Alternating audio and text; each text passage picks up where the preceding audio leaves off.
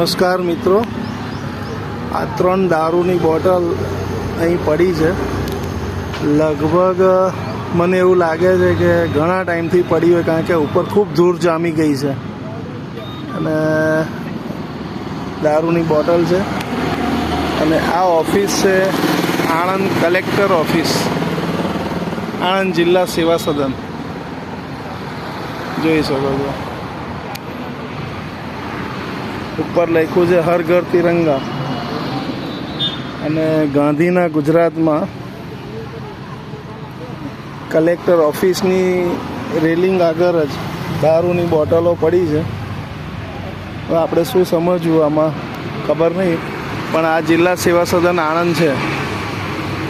જોઈ શકો છો. જય હિન્દ, જય ભારત.